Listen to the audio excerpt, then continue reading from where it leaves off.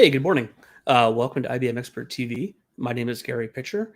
I work in the WebSphere and Open Liberty Security Architecture area. And today I'm going to I'm going to do part one of a two-part session for WebSphere and Open Liberty security hardening, best practices for production. So this is a big topic, which is why I broke it up into two parts. Also, even with a two-part discussion, a lot of the things I'm going to talk about go into quite a bit of detail, which I won't get into. But everything I talk about here has a link to more information. That we have some white papers out there that really talk about some of these security hardening guidelines in detail. Some pages in the Knowledge Center and documentation. So the intent of this presentation is I want to go through, talk about security hardening at a high level, and then I want to go through the major areas that folks should think about for hardening their installation. And then in each chart, if there's a particular recommendation that you think, oh, this is really appropriate for our environment, the general idea is that you have a link to more detail to implement that. So this is mostly going to be a high level, give you the ideas of the areas you should be looking at with more details in the link. So let's get going here. The agenda today, again, this is a two-part presentation. In 2 weeks, I'll be doing the second part. So the parts in bold on this agenda are what I'm going to talk about today. I'm going to talk about the types of intrusions and vulnerabilities, and I'm dividing them into three different areas: operating system, network, and application. I'll talk about the differences between those in a second, but then I'm going to go into more detail on the operating system and network hardening steps in this presentation. And then I'll come back in a couple of weeks to do a second part two on the application hardening. So let's talk about intrusions and vulnerabilities. What are we trying to protect against? I would say that when most people think of security hardening, the first thing they think about is at the network layer, the second bullet here. So most folks are familiar with firewalls and setting up firewalls, blocking your ports, and that's certainly important. There's a lot of attacks that do take advantage of the network, man-in-the-middle attacks, for example. But often overlooked are other areas of security hardening, like at the operating system. So, for example, at the operating system level, when you first install WebSphere and Open Liberty, there are some considerations for how you set your file permissions and how you set up your user registries. And the importance of that is not only because attacks can come from the inside of your company as well as outside, but let's assume for a second that everyone in your company is completely trustworthy. Now, that's not realistic. And in a realistic world, you know, you have to protect against internal and external threats. But let's just assume for a second that nobody on the inside of your company is out to get you. It's still important to pay attention to operating system security so we can prevent vulnerabilities from stacking on top of each other. So what I mean by that is, let's say that you set up your Liberty server and let's say you set up your Liberty server to run as a super user. Now, that's a terrible idea. Don't ever set up your Liberty server to run as a super user. But let's just pretend that you did that. Somebody could come in over the network, find an existing vulnerability that allows them to run some arbitrary code as the ID the Liberty server is running under. And because the Liberty server is running under a super user ID, now all of a sudden, the fact that you found one vulnerability that allowed you to inject arbitrary code and run it on the server level. And now because your Liberty server is running as a super user, that can do more damage. So protecting your operating system security is for two purposes. Purpose one, there are folks inside companies who may be looking to take advantage of some vulnerabilities. And number two, to prevent other types of attacks from escalating. So when I talk about operating system vulnerabilities, I'm talking about how to keep users with machine and local access to keep them from causing a lot of damage. So when you think of a normal server, and if someone is not a system administrator, most people have a very minimal set of authority with their login. So a typical company employee might be able to log into a server, to a machine running a Liberty server, but as a general rule, their user would not have a whole lot of access. And that's the way we want to keep it. So that's the point of operating system security, is minimizing who on the machine has access and reducing that as much as possible. The second type I talked about briefly, network vulnerabilities. Again, these are probably what most people think of: intercepting HTTP traffic, changing headers, and things like that. And then finally, Application vulnerabilities, I'm not going to talk about today. That's going to be at the next session.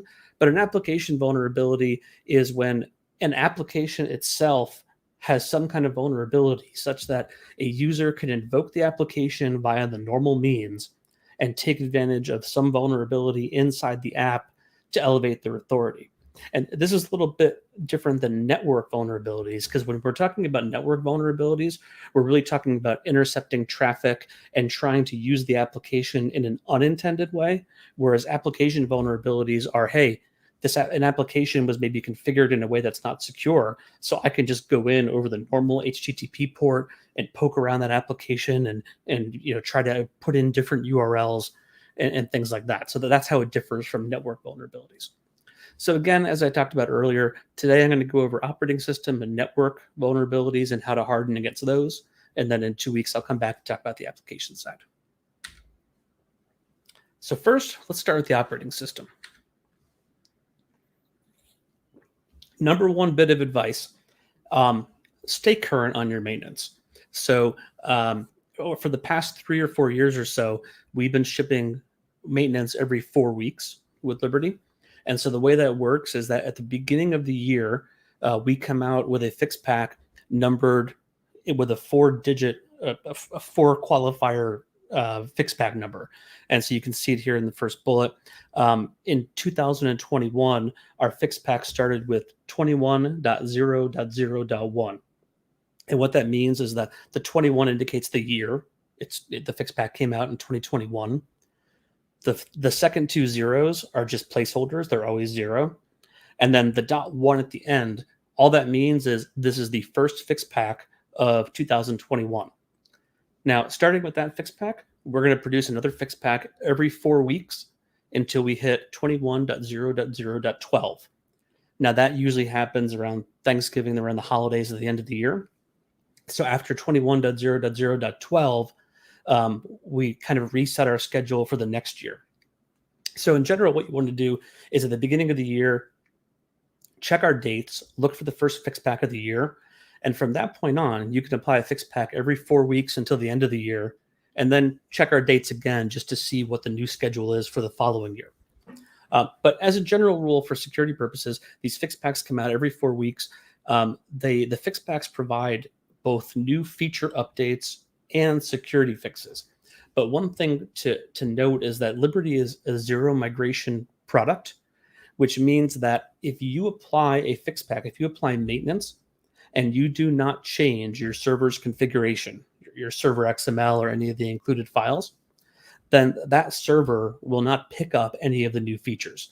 In order to actually use a new feature that comes with Liberty, you actually have to go into your server XML. And for example, let's say you want to use a new level of the servlet spec. You'd have to go into your server XML. Well, you'd have to apply the maintenance that has the binaries for the new servlet spec. You'd have to go into your server XML. You'd have to change your feature from, say, servlet 3.0 to servlet 4.0. And at that point, your Liberty server would start using the new feature. But if you don't touch your server XML and all you do is apply maintenance, then what you're doing is you're just picking up fixes for your existing server. And so it's very safe to apply maintenance frequently. I would recommend applying it when it comes out every 4 weeks. We do ship security updates throughout the year, so any given fix pack could contain fixes for vulnerabilities. And again, it's zero migration, so applying a fix pack does not break backwards compatibility. It doesn't make you automatically use new features. The only way that happens is if you apply the fix pack and then change your configuration to point to the new features. The final thing to mention here at the bottom of this chart, there's a bullet with a link to our list of the security fixes. So that gets continually updated. So bookmark that link, check it from time to time, see what kind of security fixes we have, and apply your maintenance frequently.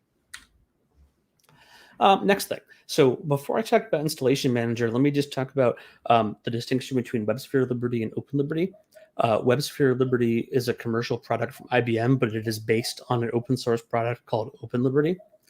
Almost everything that I'm going to talk about in this presentation applies to both, except that this is the exception. Installation Manager is an IBM product that is used to install other IBM products. And so when you buy a commercial version of WebSphere Liberty, you would install it using Install Manager. That doesn't apply to Open Liberty. Every single other thing I talk about in this presentation applies to both. So let me just get that out of the way. So as far as Installation Manager goes, when you're installing your product for the first time, and this is only for WebSphere Liberty, by default, IAM wants to run as admin mode, and it requires an admin mode means that Install Manager runs as a super user. Never do that. You never want to run anything as a super user if you can help it. So IAM actually has two other modes. One's called user mode, one's called group mode. Those are both more secure. There's nothing wrong with user mode. You can use, what that means is if you use Installation Manager in user mode, you have to pick one ID, and that ID can run IAM. That's fine as long as that ID isn't a super user, but it's also not terribly flexible. So we generally recommend using group mode, changing the default groups from IAM group and IAM admin to something else, and then adding any users that can run IAM to the IAM group. The next recommendation is to use the service zone concept and copy out your binaries after you install them, which I'll show you on the next chart. So when you install the product through IAM, the main thing that happens is it gets written down in a read-write. Well, it needs to be a read-write file system because you're installing a product, so you have to write the files. And when the files are written down, many of the files have 775 permission, because Installation Manager needs group write if you're running it in group mode, so that multiple users can install and apply maintenance. So what that means is that after you've installed the product with Installation Manager, a lot of your binaries, they're writable and the permissions are very insecure. So what our recommendation is that if you look at the top where IAM installed the service into a read-write file system, you can keep that read-write file system. You can unmount it. You can mount it back there later in order to apply service to it. But you don't want your Liberty servers directly pointing to those binaries because they're writable. So what we recommend is that after you do your installation, you copy the entire installation file system to another file system. You change mod it to 750. And what this means is that the owner of the files will be able to write to it, but nobody else will. The group for the file, anyone in that group will be able to read it but not write it. And then we also recommend that when you do this copying, that's the time that you can change owner and change group to something different than the IAM admin and the IAM group. This separates the permissions from the installers, from the people who are actually using your Liberty server. So your end result here in the lower left is that once you do the copy, you could remount your file system read-only. And then not only is the file system read-only, but it's locked down with the new owners and groups. It's change modded so that even if it did accidentally get mounted read-write, the actual write permissions are very low. And now the end result here is that in order to, once you're done with this, in order to actually use Liberty and invoke the server script in the bin directory, you have to be added to the group for those binaries. This means that an arbitrary person on your system would not be able to even execute the Liberty server script. You have to be added to the group to do that. Now, if you're doing installs on Windows, there's no group mode, so you have to generally use admin mode. So our recommendations for Windows are to set up an admin user, one admin user, put them in a WASAdmin group, use that user to do all of your IAM work. You can install Liberty, you can add or remove features, you can add fix packs later on, and you can also customize the binaries and create servers and update server configuration. So all of the writing that you would do with a Windows install would be done under that one admin ID. But then you want to create a separate couple of users to start the individual servers. So once you use your admin ID to install the product, create the server, you would no longer use that to run the server because that admin ID is too powerful. So you want to limit that to just your install work. Also, now we're going to get back to something that applies to Open Liberty and WebSphere Liberty. Open Liberty comes with an archive install, not an install manager install, but it's the same basic concept. So when you get your Open Liberty binaries, use a non-root user ID to install it, extract your binaries, make sure that after you extract the binaries, copy them into the place where you want them to live, change your owner, change your group, change mod to 750, and remount read only, just like we talked about with install manager. It's the same concept for archive installs. It's just you're going to be doing this manually. You'll be extracting the zip file manually, doing the copies manually. None of it is automated by install manager, but the same basic guidance applies. Now, once you've completed the install, no matter whether you did it with install manager or with an archive install, it's always good to go into your install directory, go into the bin directory, and run the product info script with the validate parameter.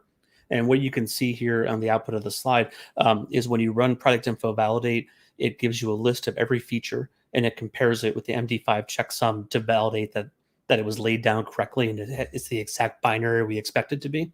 So if you look at the output on the screen, all the features are checked, all of them pass, and you get a message down there at the end saying that product validation completed successfully. So that should be a last step after any install just to make sure it worked. Okay, so now we've installed our Liberty binaries, we've locked them down. Very few people can even create servers. But now we have to think about, hey, when we create a Liberty server, who needs to have access to the artifacts underneath each server's directory? So at a basic level, when you create a Liberty server, it creates a directory for the server with the name of the server. And inside that directory, there are a couple of files. The key one is server XML. Server XML is the key location that the Liberty server picks up its config from. Now, it's possible that inside the server XML, there are include directives that can pull in XML from other locations, but I'm not going to talk about that today. That's more of an advanced administrative concept.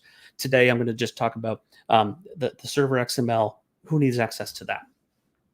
So first of all, somebody has to be able to update server XML. At some point, you're going to need to make changes. Maybe you have to enable logging and tracing, or move new settings from test into production. So somebody should have the ability to edit and update that server XML. However, the ID the Liberty server runs under does not necessarily need to be able to edit anything in there. And so what I'm going to talk about in a couple of slides is the ID the Liberty server runs under. At a minimum, it has to be able to read server XML so that when your server starts up, it can figure out what its config is. But there's a way to redirect the server to write all of its writable artifacts to an alternate location. That includes logs and temporary files and things like that. So I'm going to talk in a couple of slides about how to configure that. So just for now, the takeaway from right now is that your Liberty server, the ID it runs under, does not necessarily have to be able to update its config, and it's not always a good idea that it can. But you do have to have some folks who can update, and that should be very, very limited. There should be a very small number of people who could administer the server, and ideally there should be one user ID that can administer the server, and you don't want to be sharing that username and password. So in a little while, in a couple slides, I'll talk about using things like your sudoers file, or if you're on ZOS, the SAF surrogate ability. So you can give multiple people the ability to change user to the admin ID without having to have multiple admin IDs or sharing the login ID or password. So takeaway here is that somebody's got to be able to write to your server files, but it should be very, very limited. And then finally, there are some folks who just need read access to the logs. And these folks might not even need read access to the config to server XML. They just want to be able to check the logs to see what's going on. And then finally, the key to any sort of Unix style file permissions is making sure that everyone else who's not in these first three categories has no access at all. And the key there is to make sure that your other permission bit is always marked as 0. Okay, so let's take an example. Here's the default server configuration. So if I just run the server script and create a new server, it's going to create a WLP. It's going to create a directory wherever the WLP user dir is, and it's going to assign the ownership based on whoever you issue the command to create the server. The problem with that is there's a couple issues. So first of all, We have to make sure that the owner, who is the only person who can write to the files, we have to make sure that potentially multiple people may need to write to the files. So we have to set up some kind of sudoers or SAF surrogate access, so multiple people can become the owner without having to expand the write permissions to the group. And then what if people need to read output files like the log files, but you don't want them reading your config? So with the setup that you have right here, if you look over on the left side of the screen, if you wanted to have anybody read anything, read like the logs, for example, you would have to add them to the owning group, and that would automatically give them the ability to read your server XML, which might not be desirable. So in the next couple of slides, I'm going to show some ways that you can change this default configuration to something potentially a little more secure depending on your need. So the first idea is, what if we create the WLP user dir ahead of time and we change the group to a totally new group that we're going to call the read group? So now what happens is when you create your Liberty server, your new Liberty server is going to inherit the read group from the parent directory, but the owner will still be who you created it as. So now what happens is you have a separate read group that's different from the owner's group. So I want to explain this carefully. I want to go back to the previous slide. In the default server configuration, the ID that created the group for the server will inherit the group from the ID that created it. That's the problem. Is a lot of times, if you're creating a server, the ID that you're creating the server with is going to have their default group, and people in that default group are going to have access to other resources on the system. So going back to the next slide here, by creating your own read group and setting that to the group for your Liberty servers ahead of time, you know that when you add people to that read group, the only access they're going to have is reading the Liberty servers configuration. They're not accidentally going to inherit whatever access the owners group had in other parts of the system. And so that's the additional security that this provides here. So now we have one owner. We still haven't figured out exactly how to have multiple owners with write permission to the files, but now we have a separate, more secure read group, and we can figure out who needs to read the server XML and add only those people to the read group. All right, so now let's talk about the other problem. So far, what we've done is we still have an owner for all our files, and we have the read group. So the read group is a little more secure than the default. But what if we need to have multiple folks update server XML? One option is, again, we could add write permission to group and add multiple people to the group. Again, that's not desirable because we want to use the group for reading the files, not for writing the files. Another option is we could just share the password for owner one. That's always a bad option, sharing passwords. So what we recommend is there are two techniques depending on the operating system. On any Unix or Linux style operating system, you can use sudo and your etc sudoers file to give users permission to switch to owner one. And so what that means is that by default, if I have my own ID, Gary or something, when I log in with my ID, Gary, I will not have the ability to edit server XML. But if I change user to owner one, I'm allowed to do that. And then once I change user to owner one, I can go edit my files. And what this does is this prevents me from accidentally editing a file before I switched user. So I'm not working with elevated privileges normally. I have to actually choose to elevate my privileges to go work with my server. And the other thing it does is it creates an audit trail. So a system administrator will know that Gary switched user to owner one, and then 2 minutes later, that server XML was edited by owner one. So now we have a good idea of who made that change. So it provides an audit trail and a little bit of you have to opt in to make your administrative changes. There's also, if you're running on the ZOS operating system, there's sort of a similar concept with SAF surrogate, where it's the very similar concept to sudoers, but it's a little more specific to ZOS. So there are some commands over here in the lower right.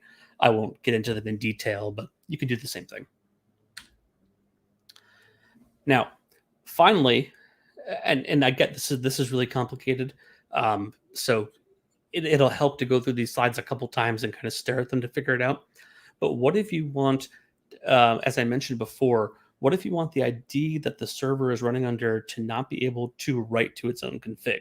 And this is important because, as I mentioned earlier, what if someone found an application vulnerability that allowed a user to inject arbitrary code into the application to run on the server?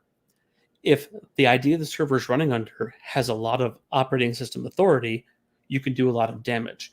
But let's say that the ID the server is running under, let's say we take away its ability to even write to its own config. Now we're starting to limit the damage that someone could do if they were ever to find a vulnerability that could run arbitrary code in the server's process. So the way we do this is we use an environment variable called the WLP output dir. We define that environment variable in server env, and we point it to a different location from the server's directory. So now we have an output directory and we have the server's directory. The server's directory is configured just as before. It has an owner and it has the read group. So that's all good. We have an owner. We have multiple people configured with sudoers to be able to change user to the owner and administrate the server. We have a number of people who can read the server configuration. But now we've told the server that when you start up, you should write everything to a totally different location. And so now what we can do is we can have the server run as a totally different user. In this case, we're having the server run as SRV01. That user ID does not have the ability to write to its own config, but it does have the ability to write to the WLP output dir. So breaking this down again, we have an owner ID with administrative authority. It can write to the server config. We have the SRV01 ID, which the server will run under. That SRV01 ID is part of the read group, so it can read its own server XML, its own server config. But then the SRV01, it can't write to its config, but it can write to the output dir. So now when the Liberty server is running, all of our output goes to a separate location, totally separate from our config. And at this point, you could potentially even mount, if you had the file system where your Liberty server config is, and that file system is separate from the output directory, you can remount your server config file system as read-only for even more security at this point. So this is complicated. I know just explaining this in a short time, it probably doesn't all make sense. And I wouldn't necessarily even recommend the extremely hardened approach you're seeing on this chart right here. But hopefully what I've demonstrated over the past couple of slides is that the permissions needed for a Liberty server are more complicated than the default values. And so it definitely makes sense to think for a bit about who in the operating system needs to administer the server, read the server config, write the output, and read the output. And there are various techniques for setting up read and write permissions differently depending on those needs. So take a look at these charts, figure out what makes sense for your own installation. Could consider some of these hardening steps, but I wouldn't necessarily say it's absolutely recommended that everybody harden it to the extent I've talked about here and mount all your file systems read-only. This is a decision that you have to make based on your own installation. Okay, I'm going to alt-tab back to see if there's any questions yet. Okay, no questions yet. So I'm going to move on to another topic, encrypting passwords. So the reason I include this in operating system security is that a lot of times you have a need to put passwords into your server XML. So when your Liberty server starts up, it has to connect to a database. It's possible that you might have to put a database password in your server XML. You definitely don't want to put a password in plain text in your server XML. As I just talked about in the previous slides, there are a number of ways you can harden your operating system security to limit the number of users who can read and write to your config, but you're still going to have some folks in that read group who have the ability to go read your server XML and read your config. And you don't want them reading a config and even accidentally seeing a plain text password. Even if the person's not malicious, when you see a plain text password in server XML, it's hard to avoid noticing that and memorizing it. So we recommend obfuscating it in some way or actually, what I recommend is actually using AES encryption to encrypt it. So let's talk about those two choices. Um, one option we offer is we have a script called security utility, and you can run it, and you can give it a password, and you can tell how to encode the password. So if you run security utility, you could potentially take a password and you could base 64 or XOR encode it. So that means you invoke security utility, you give it a password, and the security utility dumps out a hashed version or an XOR encoded version of the password. This is useful for preventing casual people from looking in your server XML and seeing a plain text password, but it's actually not secure from a security perspective because those encodings can be reversed. So what we recommend is actually using something called AES encryption. And what you do is you have to put an encryption key. This encryption key is a random value that you can generate. You can invoke security utility. You can tell it to do AES encoding. You pass in the encryption key. You pass in the password. And then security utility will spit out a string that starts with bracket AES, close bracket, and a bunch of characters. That's your password encoded using the encryption key that you passed in. This is much more secure, and it can't be reversed without the encryption key. So now, in order to use this at runtime, what you do is you take this AES encoded version of the password and you put it into your server XML in place of wherever you had to specify the plaintext password, you would specify the AES encoded version instead. And then also in your server XML, you would supply a property called WLP password encryption key, which contains the encryption key that the Liberty runtime will use to unencrypt the password. So the recommendation, the takeaway here is never put plaintext passwords in your config, and even avoid using base64 XOR encoding. AES encryption is the safest, most secure way to secure your passwords. Next tip here, automated config and application updates. So if you've used Liberty before, by default, when you create a Liberty server and start it, you can actually go into your server XML and edit it with a text editor and change something. And as soon as you save that server XML, there's a little process on the machine that checks it, notices the file has been changed, compares it against the previous version, and automatically updates the Liberty runtime so that whatever you change in server XML takes effect immediately. This is a really cool feature for developers, casual users who are just playing around with the server, because it means you don't have to restart your server to pick up changes. However, this is not a great idea in production. In production, I'm talking about ways to lock down your files, mount things read-only, even mount your config read-only, lock down who can access to it. So in addition to locking down who can access all these files, we also want to disable these automatic config and application updates. And this leads to another principle of security hardening. You want to harden your system in layers. So even if you think you've hardened one element of your server configuration properly, so you've locked down your config files, you've figured out, you've limited the number of people who can update them, you've mounted it read-only, it's still good to apply additional layers of security just in case anything happens in the future that undoes one of the first things you did. Maybe a new security administrator comes along and changes all the work you put into hardening those file permissions. So it's always good to have multiple layers of protection in place.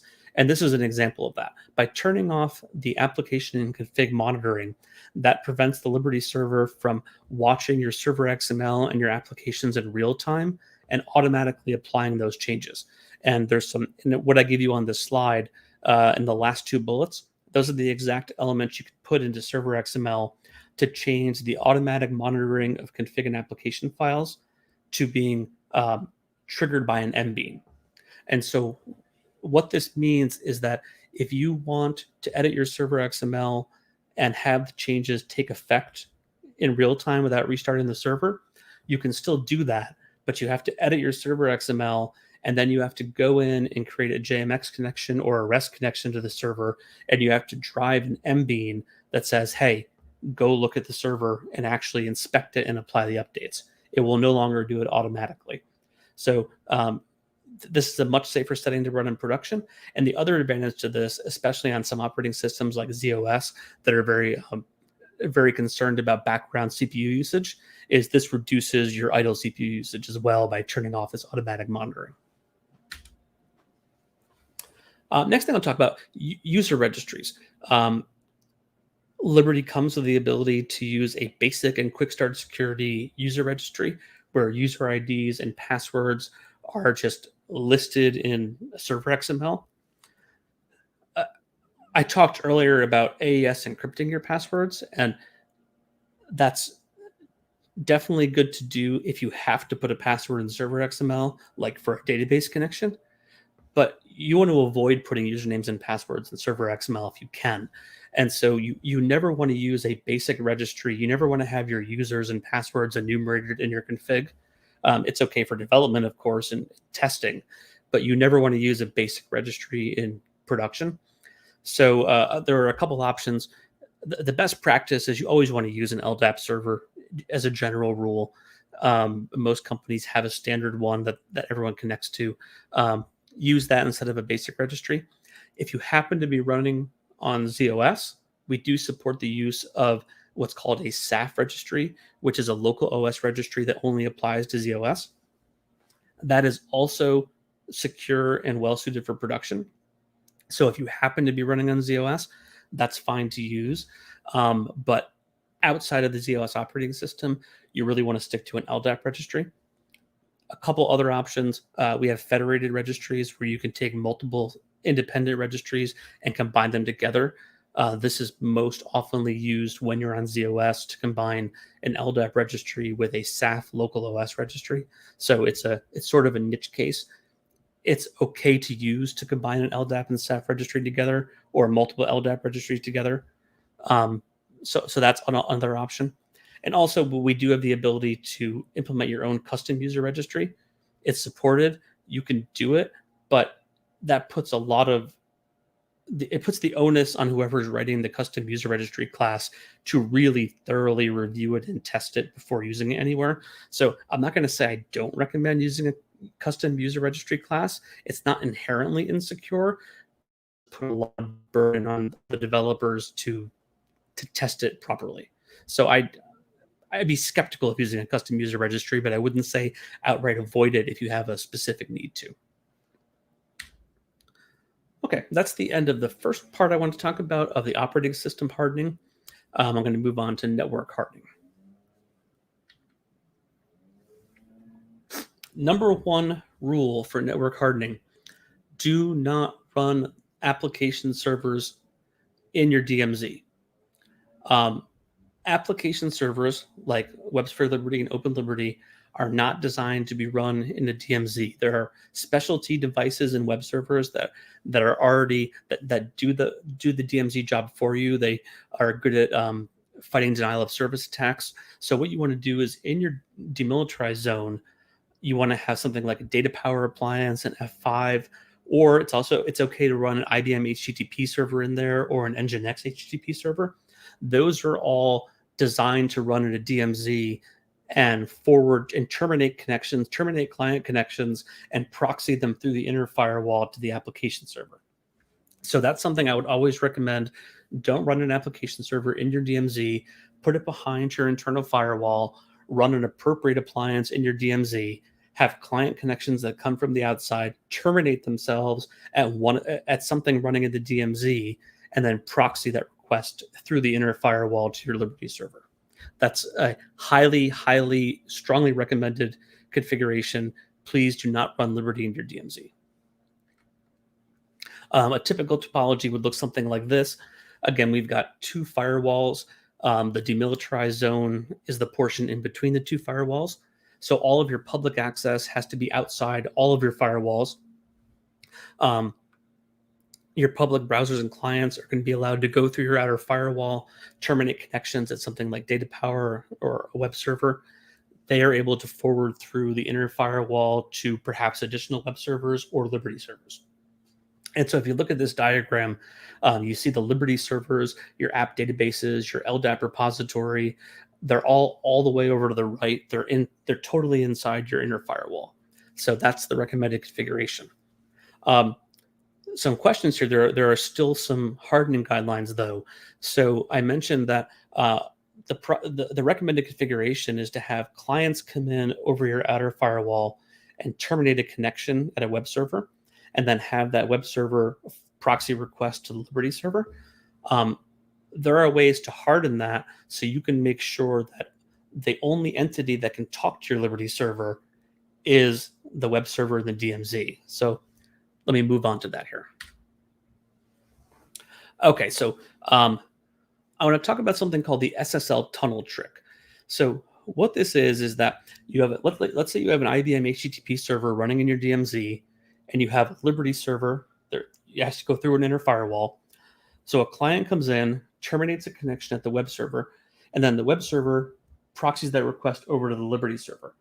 How do you prevent someone from inside your company, from inside the firewall? So let me go back to the previous slide. What if you have an internal user all the way over on the right, already inside your inner firewall? Can they send requests directly to your Liberty server? Is that desirable? It's probably not desirable. You're trying to make all of your requests terminate at the HTTP server and proxy over to the Liberty server. And so that means, this is where we're getting to security against internal users. We want to make sure that internal users who happen to be inside the firewall can't go send requests directly to the Liberty server. So one way to do that is something called the SSL tunnel trick. And what this means is that when the HTTP server talks to the Liberty server, the first thing it has to do is it has to do an SSL handshake.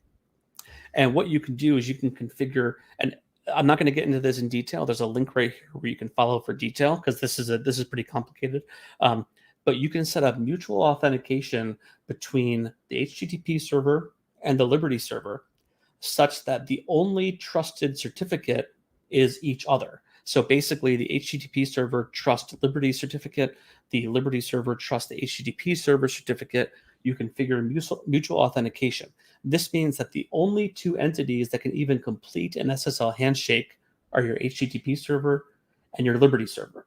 So now what happens is, if you have a malicious internal user who's inside your firewall and they try to connect directly to the HTTPS port of your Liberty server, the Liberty server is going to say, no, I don't, we have to use mutual authentication. I don't trust your certificate. I can't even complete the SSL handshake, let alone continue processing this request. So what this does is this provides security at the SSL TLS layer to even prevent a handshake from happening. This is a recommended approach for making sure that your web server inside your DMZ is the only entity that can proxy over to the Liberty server. Step number 2 here is a similar. This is another layer on top of the first step. Again, I've talked about security hardening with layers. If you properly configure the SSL tunnel trick, you've configured it so that your HTTP server can only connect to the Liberty server, and they're the only two entities that can talk to each other. But in addition, you can layer some additional security on top of it. The trusted header origin option in your server XML tells your Liberty server, hey, here are the IP addresses of my HTTP servers. These are the only IP addresses you should trust any trusted headers from. And without going into detail, trusted headers are some special headers that the IBM HTTP server uses to provide some meta information about the request when it proxies over to the Liberty server. So what this does is it says, hey, if you get any request with these trusted headers from outside of these IP addresses, ignore them entirely. So this is not strictly necessary if you've configured the SSL tunnel trick properly, but again, it's always a good idea to layer your security. And finally, if you are not using a web server, which you should be doing in production, so this is sort of a niche thing, but if you do want to allow users to log in directly to a Liberty server, set the trusted header origin to none, which means that the Liberty server will not expect to be receiving proxied requests from any web server, and it will reject these trusted headers from any location. Transport level security, SSL. So I've talked about that a little bit. I want to talk about some steps to make sure we're always using SSL. So first of all, My recommendation is only use CA signed certificates. Um, this is one of those things that it's not a strict recommendation. If you're comfortable with self-signed certificates, you can use them, but just be careful, because if you use self-signed certificates, it's a lot of management in your organization. You have to pass the certificates around and track them very carefully. So for ease of configuration and to prevent user errors, if you only use certificate authority signed certificates, is a little easier. Um, and also, you can actually close all of your non-SSL ports. So I've given you some examples on this slide here. You can disable the non-SSL ports for HTTP, IOP, and JMS default traffic using the little bits of server XML configuration on this slide. By setting the HTTP, IOP, and JMS ports to -1, it disables the non-SSL ports entirely. Now, what if you have an application that needs to be accessed over a non-SSL port? Um, my first recommendation would be change the application so that you can use SSL, or so that you can require SSL. But I mean, I do understand there are some configurations out there. There are some environments, there are some applications that need um, the non-SSL port. So if that's the case for your application, you can't do this. But if all of your applications in your server are accessible over an SSL port, it definitely does make sense at that point to close down the non-SSL ports. Um, One thing to note is we have two different TLS SSL features. Um, this isn't a huge deal because one is a superset of the other one. Our older feature is called SSL 1.0. If you created a Liberty server and you have a production environment that's been running for a couple of years now, your production server may still be using SSL 1.0. So what I just wanted to point out is that we have newer features called transport security. Those are a superset of the old SSL feature, but they also provide you the ability to configure your outbound SSL differently from your inbound SSL. Previously, it was all the same. So what I'd recommend is, if you're using the older features for SSL 1.0, move to transport security. It gives you a little more flexibility. Next recommendation, use two-way SSL when possible. Now, this is going to be hard for a lot of folks to implement. This is a lot of work, but it's also very secure. So similar to what I talked about earlier with the SSL tunnel trick, to make sure that your web server is the only entity that can talk to your Liberty server. That's one way to use mutual SSL, but you can also use it at the client level. And what that means is that any client who wants to access the server has to have a certificate, and that certificate needs to be signed by a CA, and that CA has to be in the server's trust store. So what this means is that any client who wants to access your server would have to have a certificate, and they'd have to have it signed by a trusted CA. That's the difficulty of using two-way SSL. But the advantage of it is that by requiring your clients go through this configuration, obtain a certificate, have it signed by the corporate CA, that means that clients who did not go through this process cannot even connect to the Liberty server. So it's sort of the same concept I talked about before with mutual two-way SSL. When the client connects to the server, not only does the client verify that the server is trusted, but the client then has to send its certificate to the server, and the server has to verify that the client is trusted. So this is extremely secure. It's a lot more work to implement. It's not for everybody, but it's something to consider for cases where you really want to extra harden your configuration. A little note for ZOS users. The most common usage for key and trust stores to store your certificates on is with file-based key and trust stores. Those are supported on all platforms. But just to note that if you happen to be running on ZOS, we do support using SAF key rings. We recommend those. So when you're running on ZOS, a SAF-based key ring, just like the SAF-based registry, it's a completely secure and recommended thing to use if you're running on ZOS. If you're running on another operating system, then don't worry about it. Another thing to secure: make sure that your links to your LDAP servers is encrypted.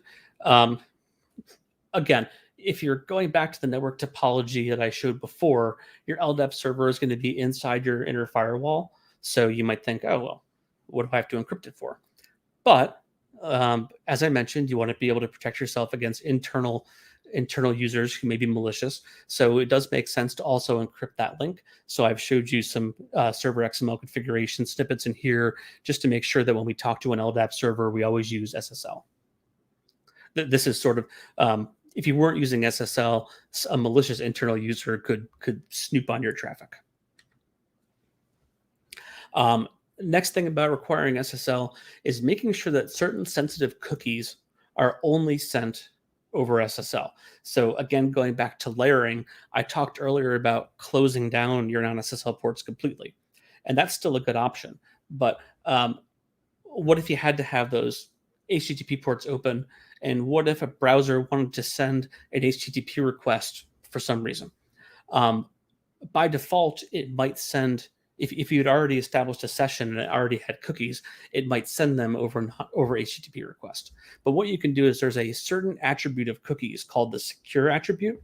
And when you send a cookie back to a browser and you mark it as secure, the browser says, oh, I'm only going to send this cookie if the connection is secured, if it's HTTPS connection. And so the two cookies that I want to talk about today are the JSession ID cookie. That's the cookie that carries your session information. When you connect from a client to a Liberty server, we create a session for you. The JSession ID cookie represents that session. So that one should only be sent over an HTTPS connection. And also our LTPA token, which is a WebSphere single sign-on token. That's also sensitive, so it should be secured as well. So I've showed you 2 bits of server XML snippets in here. You can put them into your server XML, and then those cookies will only be sent when the connection is secure. A couple other, I only got like 1 or 2 slides to go. These are a couple of smaller recommendations. The set of recommendations on this slide primarily talks about limiting the information we send back to a client via headers. And so by default, if you start a Liberty server out of the box, there's a default welcome page. When you send a request and we send something back to you, we send headers that tell you, hey, you're powered by Liberty. That might be handy for development or test, but that kind of information can be used by hackers to determine what server you're running. So keep in mind that by default, a malicious hacker might not be aware you're running Open Liberty. They just know, hey, you have a URL and we want to try to figure out how to hack it.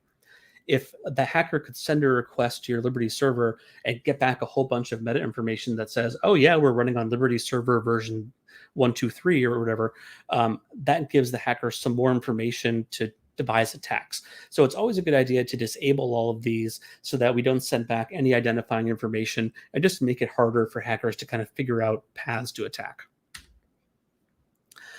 Final couple of things. Disabling HTTP session overflow is a more minor configuration to prevent a certain type of denial of service attack. So I've talked about it here. There's some additional security for JMX connectors, which are also here. There's some server XML, or I'm sorry, some web server plugin entries you can put in.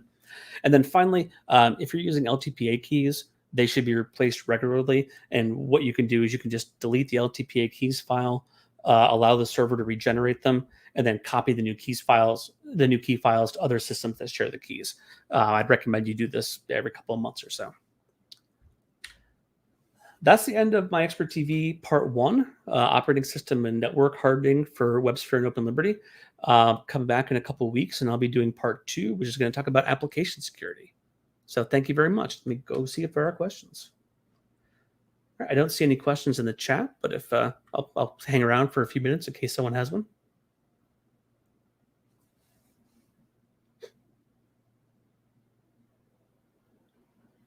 Okay, so I'm hearing from Matosa that there are no questions so far. Yeah, I'll still give it a few more minutes in case someone has one.